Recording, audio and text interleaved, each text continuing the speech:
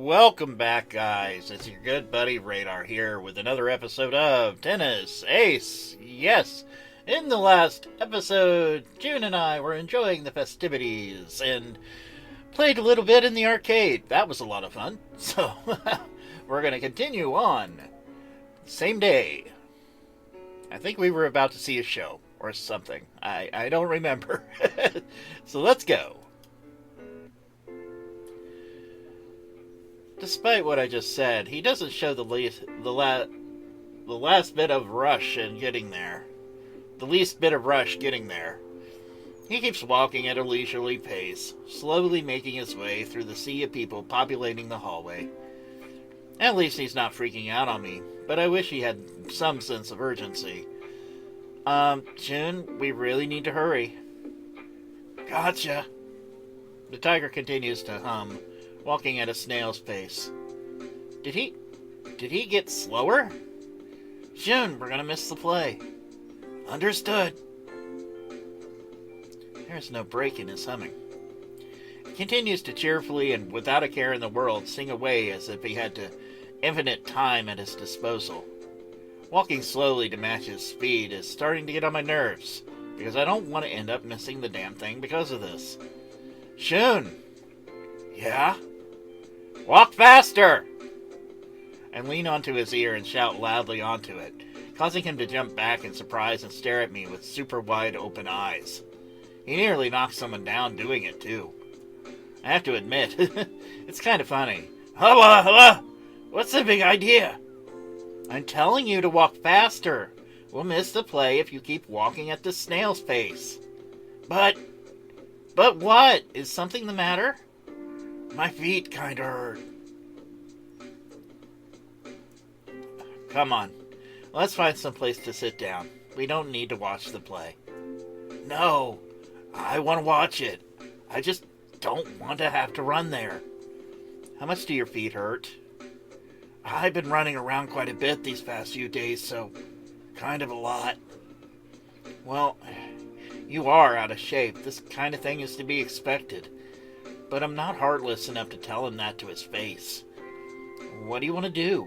If we keep going at this pace, there's no way we'll be able to get to the other building in time. I can make it. I just have to suck it up a little bit.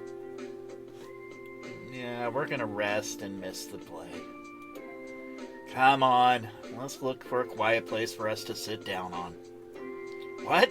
But what about the play? I'm not gonna make you run around campus when you're in pain. I'm fine. I can deal with it. Come on. Didn't you want to watch the play? Honestly, I just want to spend time with you. I don't really care if we miss it or not. Oh. June looks away from me, his face suddenly turning quite a bit red. I didn't quite know why, but I do really dig this reaction. He looks pretty cute when he's blushing. Where do you want to go? I have an idea. Follow me.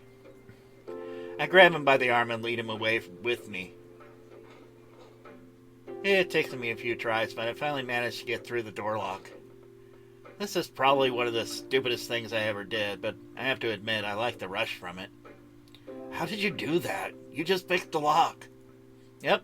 Wasn't as hard as I thought it'd be. Kind of fun, even. Aren't you going to get in trouble because of it? It's not like they have cameras here. They won't even know we're here. Are you sure? It can't be that easy. Oh, but it is, little one. I'm not little. I don't know. You're kind of little. June walks up close to me, standing on tiptoe to try and look at me face to face. Nuh-uh. Look, I'm almost as tall as you are. Sure you are. I began to pet him again. For some reason, it kind of relaxes me. June immediately melts onto my hand, purring. His face is so red, and yet he doesn't seem to care one bit. It's really cute. You liking that? Mm-hmm. Please don't ever stop.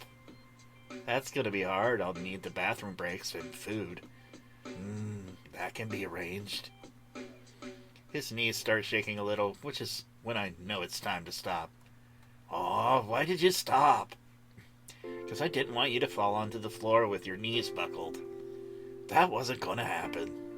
Sure, no way it was. Come on, Edison-san, please pet me more.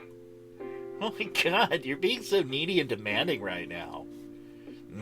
I don't mind if it's with you. Alright, fine. But at least sit first. I don't want your knees to just give way. Okay. Jun quickly lies down on the floor. Guess he decided to go a little bit further than I asked. Not that I'll complain, since I do nap up here quite often anyway. I lie down on my side next to him, being able to see his face quite clearly. He still has his eyes closed, but as soon as my hand touches him, he moves his head towards my hand. It's all very cute and relaxing. Soon he's purring again. He's so easy to please. If this is all he needs to be happy and content, then I guess he would have been a very low-maintenance boyfriend. To someone. I don't know why I just thought of that. Jun continues to nuzzle against my hand. I have to admit, walking around for the past few days has left me a bit more tired than I thought. I'm so comfortable right now that I'm starting to feel drowsy. I try to will myself into staying awake, but the sounds of the wind and Jun's purring slowly erodes at my wakefulness. My eyes start to blink a little slower with each passing second. I shift around a few times, feeling a cold, hard floor under me. When my eyes open, I immediately see the night sky. I lie still for a few seconds, absorbing the view and trying to remember where I am. Then, as a jolt of realization runs through me, I sit up with a jump. When I look to the side, I see Jun eyeing me with a bit of surprise. Probably because of the sudden movement. Oh, Edison-san, you're awake. When did I fall asleep? A few minutes after we got here. I've just been enjoying some quiet time while I waited for you to wake up. You should have woken me up instead. I didn't want to. You looked like you really needed your sleep. Whether I did or not is irrelevant. You still should have woken me up. Isn't it beautiful? I follow his gaze and take in the view of the sky myself. Sure is. I'm glad you managed to get us up here. Even if you did have to pick the lock. It's one more experience that I can say I had in the future. I probably wouldn't tell anybody about this, but who knows? You might be arrested. I doubt someone would immediately call the cops on me because I told them I picked a lock back in high school. Fair enough. Jun leans back on the ground, his eyes sparkling with the light of the stars. For some reason, I seem to be more interested in watching him than I do the sky. I never really stopped to think this before, but Jun is a pretty handsome guy. I know I call him cute all the time, but this feels somehow different. It's weird. I'm not really sure why that is. I'm confused over my own thoughts, and that's not something I like. By the way, what time is it, Edison-san? Let me check. Oh, the fireworks should be starting any time now. Good. That means we're right on time. Yeah, it does. The two of us stare at the sky in silence. The distant, cheerful voices of the other students and guests attending the festival can be heard down by the courtyard. But up here, the one sound that is most distinguishable is that of the wind. I always found it a bit weird how there always seems to be a breeze up here. Pleasant, but still weird. I'd never come up here in the middle of the night before, so the wind is a tad more chilly than I thought it'd be. Man, I wish I'd worn something a little warmer. Probably shouldn't go out in nothing but a tank top. I look good in a tank top, though. Jun chuckles, his voice carrying softly along with the wind. Yeah, I guess you do. Although, to be honest, you look good regardless of what you're wearing anyway. Jun isn't even looking at me right now. That's a good thing, because I wouldn't want him to see my cheeks searing hot from that compliment. Damn, what's the matter with me? Just then, Jun's voice is cut off by the pop of a firework. Our eyes immediately dragged upwards and we see the first one appear in the sky. A neon green explosion that fills our view with a beautiful stroke of color. Then more and more fireworks begin to pop, one after the other. Soon the sky turns into a giant canvas on which all these vibrant colors are displayed. They appear, they shine brightly, and then they disappear, never to be seen again. Wow. I never watched a fireworks display from this high up before. It's truly mesmerizing. I turned to look at June, only to see the light of the fireworks reflecting in his eyes. For some reason, my breath is taken away. I stare at his figure, slack-jawed. The fireworks that are shooting and illuminating the sky all around us provide a beautiful scenery on the background, as well as shine a beautiful line on him. For what I think is the first time ever, my chest suddenly feels so tight. I feel like words won't come to me.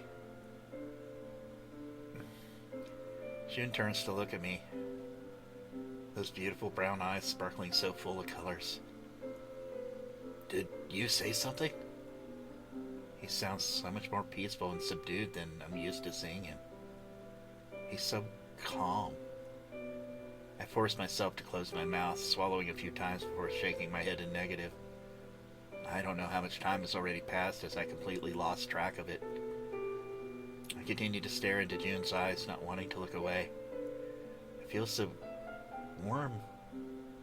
I don't get it. Fireworks subside, leaving only June's careful gaze pointed right at me.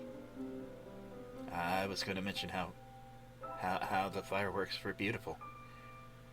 June nodded, his face maddeningly blank for someone usually so energetic. In fact, his gaze almost looked distant. Like he was here, but at the same time not.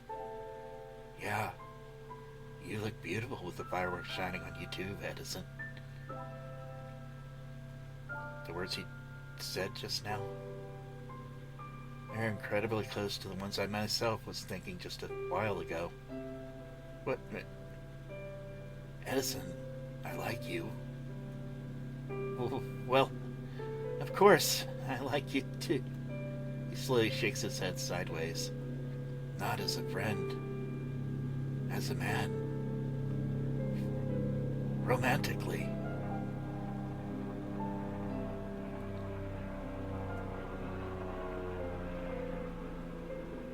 That's it.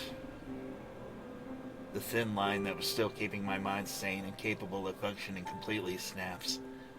My mouth open wide and I just stare, in shock without saying a word. June looks at me like that for a few moments, carefully studying me. Say something. June slowly stands up, looking down at me with now empty expression. Please, anything. Move. Yeah, this is about what I expected anyway. I feel as if I were watching my own body from far away, as if I were looking at the person right in front of me from someone else's eyes. No matter how much I try to will myself, my body absolutely refuses to respond. It just stands there, frozen in shock, uselessly. Please forget I ever said anything, okay? No. Asking me to forget is a little impossible.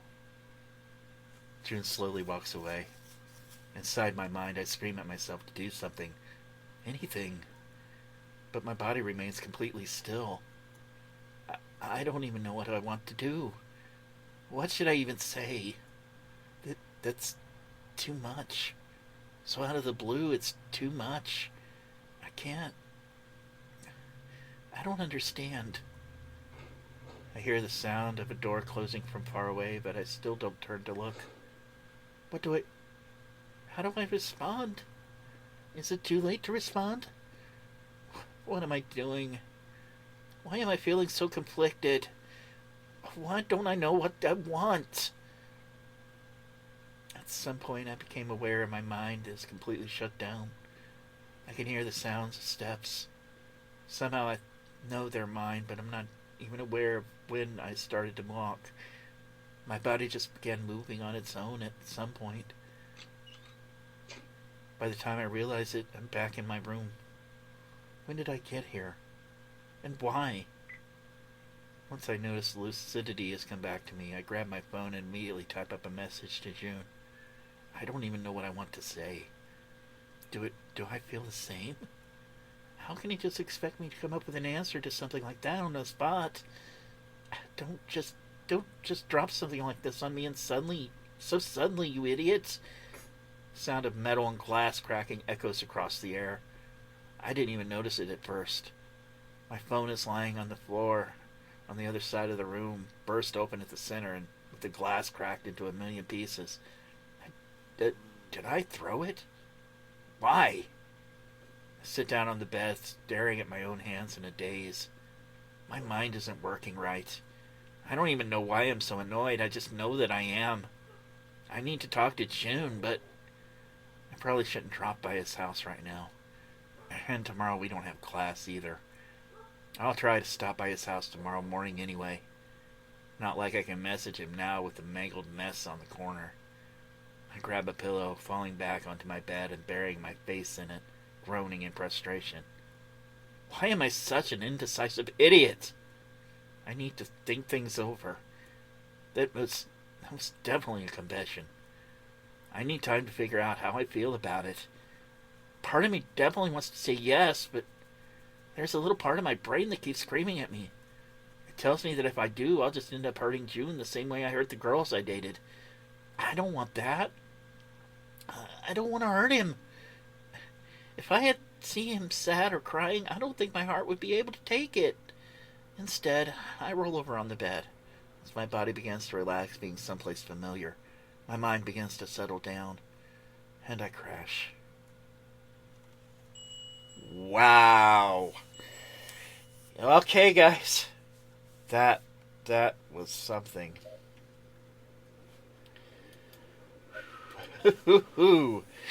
So June just confessed his love to us. And Edison just kind of stood there, not knowing quite how to process it. That was a lot to take in, wasn't it? Alright, guys. Wow, that was emotional.